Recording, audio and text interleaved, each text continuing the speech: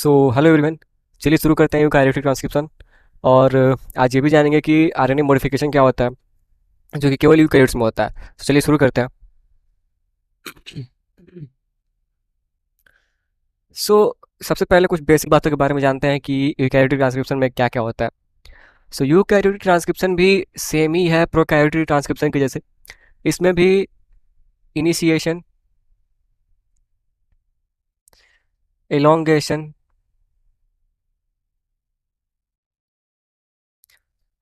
Termination,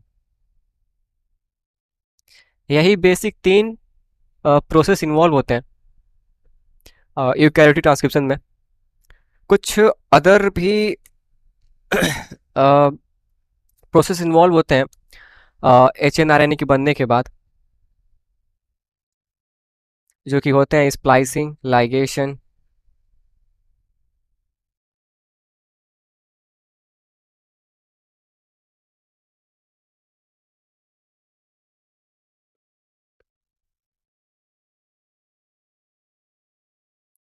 splicing और ligation को साथ में हम लोग लेकर आर एन ए प्रोसेसिंग नाम देते हैं। R N A processing, H N R N A modification,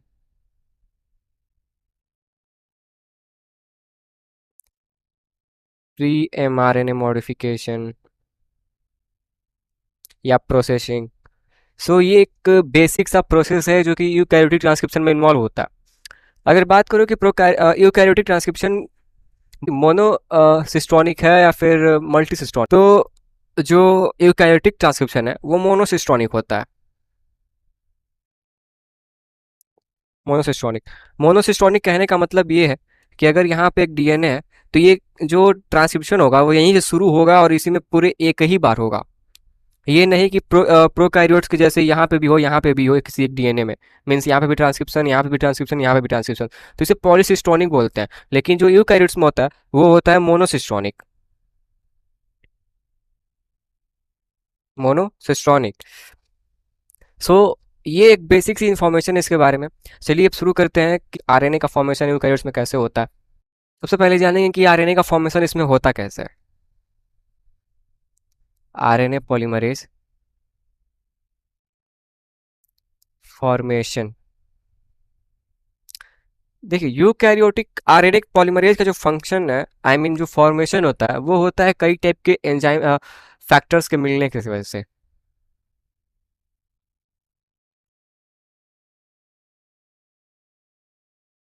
उन फैक्टर्स को हम लोग ट्रांसक्रिप्शन फैक्टर्स बोलते हैं। जैसे कि transcription factor 2A, transcription factor 2B, transcription factor 2D, transcription factor 2E, transcription factor 2F, transcription factor 2H। ये होते हैं ट्रांसक्रिप्शन फैक्टर जो कि यूकैरियोट्स में अपना रोल प्ले करते हैं। इसमें जो ट्रांसक्रिप्शन फैक्टर 2F है, ट्रांसक्रिप्शन फैक्टर 2F जो है, ये क्या करता है कि आरएनए को लाता है, brings RNA on the promoter reason.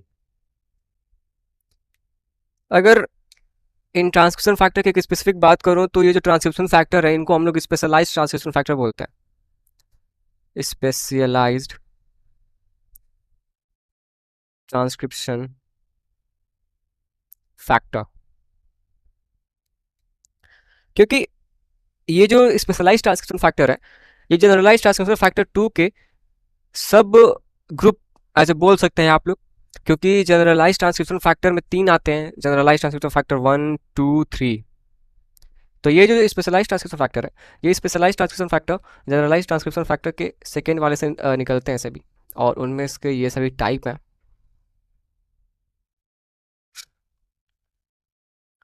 सो ये तो हुआ इसके बारे में। अब ये जो आरएनए पॉलीमरेज है, ये आरएनए पॉलीमरेज कई टाइप के हो सकता है। मैंने उसमें बताया था कि प्रोकैरियोट्स के लिए जो आरएनए पॉलीमरेज है वो एक टाइप का होता है, लेकिन यूकैरियोट्स में जो आरएनए पॉलीमरेज है वो कई टाइप के हो सकते हैं।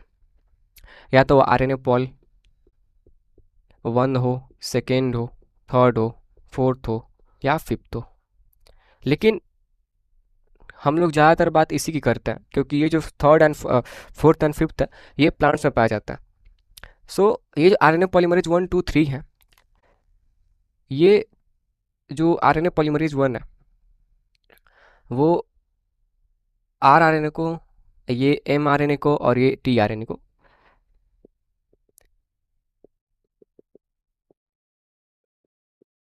कोड करते हैं, आरएमटी। सो ये जो ट्रांसक्रिप्शन फैक्टर 2 है, ये ट्रांसक्रिप्शन फैक्टर 2 क्या करता है कि जिस भी आरएनए की रिक्वायरमेंट होती है, मान लीजिए हमें एमआरएनए की रिक्वायरमेंट है, सो एमआरएनए को ये ट्रांसक्रिप्शन फैक्टर बाइंड होगा, transcription factor 2F plus trans RNA polymerase. अब ये जो ट्रांसक्रिप्शन फैक्टर और आरएनए पॉलीमरेज क्या करेंगे, ये दोनों यहाँ पे आएंगे इस प्रमोटर रीजन पे, यहाँ पे। सबसे पहले इसको यहाँ पे एक डायग्राम बनाता हूँ मैं।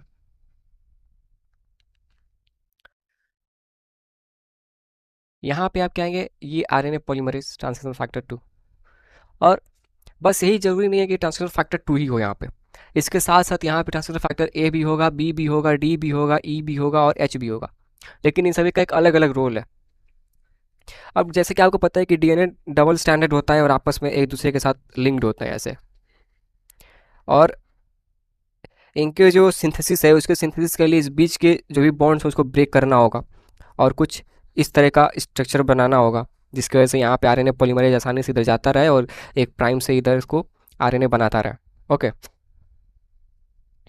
सो इसके लिए आपके आते हैं हेलिकेज। अब वो हेलिकेज क्या होता है, हेलिकेज एक ऐसा एंजाइम है जो कि डीएनए में प्रेजेंट जो हाइड्रोजन बॉन्डिंग होती है उसको ब्रेक करता है। ब्रेक करने से क्या होगा कि डीएनए के बीच एक बबल बनेगा। अब उस बबल की वजह से यहाँ पे आरएनए पॉलीमरेज आसानी से आगे बढ़ता रहेगा और यहाँ से एमआरएनए या फिर जो भी आरएनए हो उनका फॉर्मेशन वो करता रहेगा इजीली। ओके, सो यहाँ पर जो ट्रांसक्रिप्शन फैक्टर एच है ये वर्क करता है एज अ हेलिकेज। सो ये तो बात हुआ आरएनए पॉलीमरेज का, और यही जो ट्रांसक्रिप्शन फैक्टर सभी के सभी हैं और जो आरएनए पॉलीमरेज ये जब आपस में जुड़ते हैं तो वो फॉर्मेशन करते हैं ट्रांसक्रिप्शन इनिशिएशन कॉम्प्लेक्स का। Transcription initiation complex, transcription initiation complex means transcription factor plus RNA pol. यहाँ पे ट्रांसक्रिप्शन फैक्टर में सभी के सभी ट्रांसक्रिप्शन फैक्टर आपके इन्वॉल्व हो जाएंगे। अब बात करते हैं इनिशिएशन के बारे में कि इनिशिएशन कैसे होता है। So first I erase it.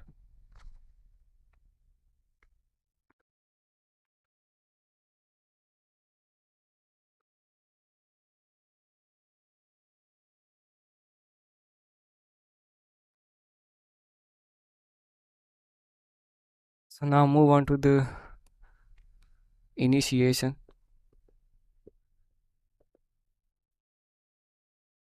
Prokaryotic और यूकैरियोटिक जो इनिशिएशन है वो दोनों सेम है।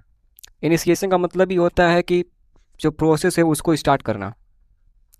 तो जब आरएनए पॉलीमरेज यहाँ पर किसी, मान लो ये एक डीएनए है, यहाँ पर आरएनए पॉलीमरेज आ गया, अब इस डीएनए के साथ यहाँ पे एक हेलिकेज भी आएगा। अब ये हेलिकेज क्या करेगा कि इस डीएनए को अनवाइंड कर देगा कुछ इस तरह से।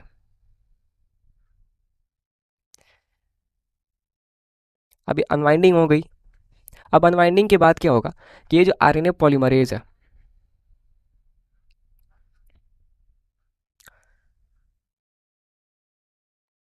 ये आरएनए पॉलीमरेज धीरे धीरे आगे बढ़ेगा। मान लो ये यहाँ पे आ गया और ये 3 to 5, 5 to 3।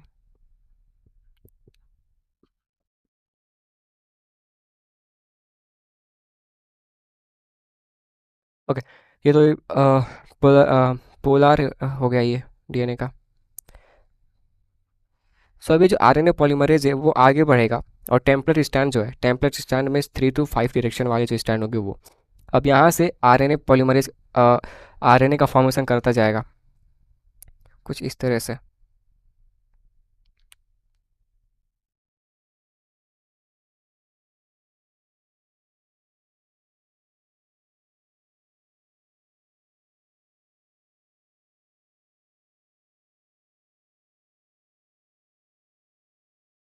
5 to 3 डायरेक्शन में।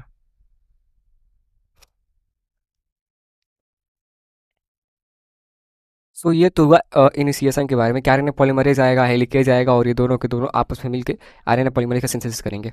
अब बात करते हैं एलोंगेशन की।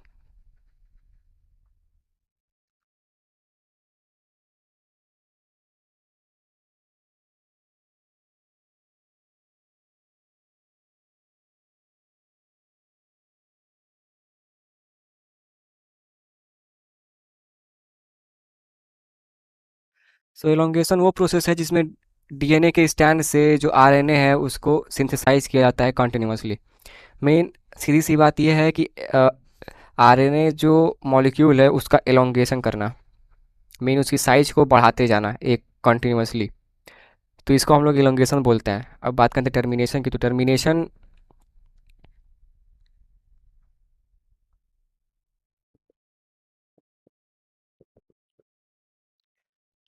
टर्मिनेशन वो प्रोसेस है जब आरएनए पॉलीमरेज अपने टर्मिनेटर मीन्स यहाँ पर जब वो आएगा आरएनए पॉलीमरेज, तो यहाँ पर आने के बाद से कुछ सिग्नलिंग मिलते हैं और उस सिग्नलिंग के बाद जो टर्मिनेशन है वो हो जाता है। यहाँ पर आरएनए जो है वो डीएनए से डिटैच्ड हो जाता है पूरी तरह से, मीन्स डीएनए प्लस आरएनए ये दोनों के दोनों अलग हो जाएंगे। अब यहाँ पर क्या होता है कि टर्मिनेशन के साथ साथ कुछ प्रोसेस चलती रहती है जिसको हम लोग पोस्ट ट्रांसक्रिप्शनल मॉडिफिकेशन कहते हैं।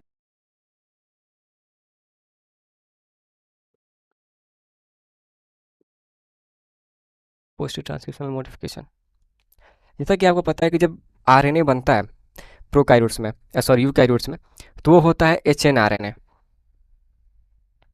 या प्रीमेच्योर एमआरएनए। सो एचएनआरएनए का मतलब है हेट्रोजीनस न्यूक्लियर आरएनए।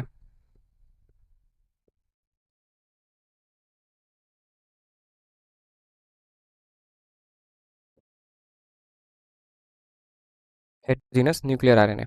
अब ये जो हेट्रोजीनस न्यूक्लियर आरएनए है ये कैरी करता है दोनों को, इंट्रॉन्स प्लस एक्सॉन दोनों को।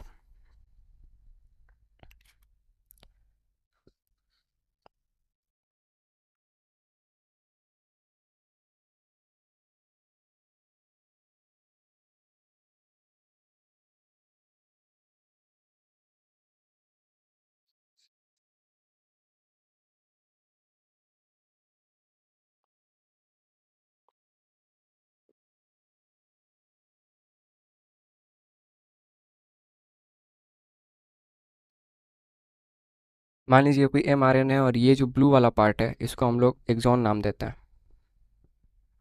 एक्सॉन, एंड ये जो रेड पार्ट है इसको हम लोग इंट्रॉन। अब ये जो पोस्ट ट्रांसलेशनल मॉडिफिकेशन है ये आपके अकर होता है साइटोसोल में, और जो ट्रांसक्रिप्शन है वो अकर होता है न्यूक्लियस के अंदर। सो जब ट्रांसक्रिप्शन होगा तो ये एचएनआरएनए आएगा आपके साइटोसोल में। अब ये जो पोस्ट ट्रांसलेशनल मॉडिफिकेशन है इसमें आपके आते हैं 5 prime capping, splicing, 3 prime telling and ligation. अब सबसे पहले तो ये जो आरएनए है वो साइटोसोल में रीच होगा। अब साइटोसोल में जाने के बाद क्या होगा कि सबसे पहले इसके जो 5 प्राइम है इस पे आपकी कैपिंग होगी। कैपिंग कहने का मतलब एक ग्वानोसिन ट्राइफॉस्फेट जो है जीपीपी, इसका पूरा नाम होता है 7 मेथाइल ग्वानोसिन ट्राइफॉस्फेट। तो जब एक ग्वानोसिन 7 मेथाइल ग्वानोसिन ट्राइफॉस्फेट इस 5 प्राइम पे जुड़ेगा तो ये इसको एक कैपिंग की तरह वर्क करेगा। मान लीजिए यहाँ पे एक 7 MgPPP का कैपिंग लग गया।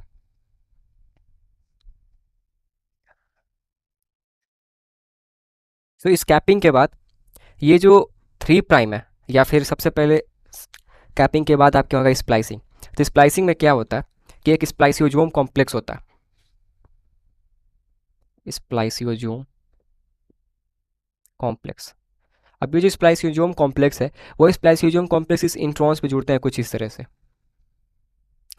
अब इसके जुड़ने के बाद ये क्या करते हैं कि इस जो इंट्रॉन के जो सीक्वेंसेस होते हैं उनको रिमूव कर देते हैं। तो इसके बाद जो स्ट्रक्चर बनता है वो कुछ इस तरह का रहता है,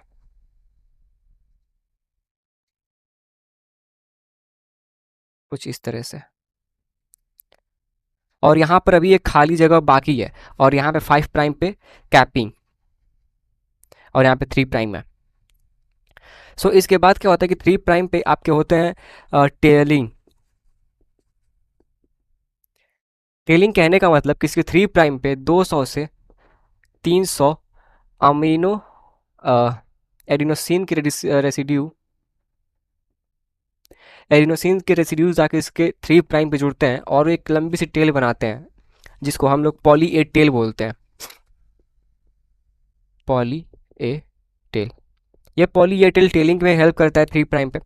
अब इसके बाद क्या होगा कि लाइगेशन होगा। लाइगेशन में क्या होता है कि ये सभी जो बीच में खाली स्पेस आप लोग देख रहे हैं, ये और यहाँ पे, इसको भर दिया जाएगा। मीन्स जो इंट्रॉन्स है, आई मीन जो एक्सॉन्स है, इन सभी को आपस में लाइगेट कर दिया जाएगा, जोड़ दिया जाएगा लाइगेज एंजाइम के द्वारा। ये 5 प्राइम एंड यहाँ पे 3 प्राइम, और यहाँ पे ए के रेसिड्यूज जुड़े होते हैं कुछ इस तरह से। ए ए ए ए ए ए ए अभी जो कैपिंग और टेलिंग है, ये कैपिंग टेलिंग इसलिए होता है क्योंकि साइटोसोल में कई सारे टाइप के रेस्ट्रिक्शन एंजाइम्स होते हैं या फिर न्यूक्लियसेज होते हैं जो कि इस आरएनए को डिग्रेड कर सकते हैं। अब इस डिग्रेडेशन से बचने के लिए इनके 5 प्राइम पे और 3 प्राइम पे कैपिंग एंड टेलिंग किया जाता है। इस टेलिंग और कैपिंग की वजह से इनकी जो डिग्रेडेशन है वो रुक जाती है। सो ये तो हुआ इसके बारे में। अब इसके बाद क्या होगा कि इस आरएनए पे आपके आरएनए सॉरी राइबोसोम आके जुड़ेंगे, और राइबोसोम आके जुड़ने के बाद आपकी जो भी ट्रांसक्रिप्शन है वो होगा। सो ये पूरी की पूरी बातें यूकैरियोटिक ट्रांसक्रिप्शन के बारे में। इसमें हम लोगों ने देखा initiation, elongation, termination and post translational modification, transcriptional modification, जिसमें हम लोगों ने 5 प्राइम कैपिंग, स्प्लाइसिंग, टेलिंग और लाइगेशन के बारे में जाना। सो ये पूरी की पूरी बातें यूकैरियोटिक ट्रांसक्रिप्शन के बारे में। अगर आपको मेरा पढ़ाने का तरीका अच्छा लगा तो आप मेरे चैनल को सब्सक्राइब करना ना भूलें, लाइक करना ना भूलें और शेयर करना ना भूलें। सो मिलते हैं नेक्स्ट वीडियो में। सो तब तक के लिए धन्यवाद।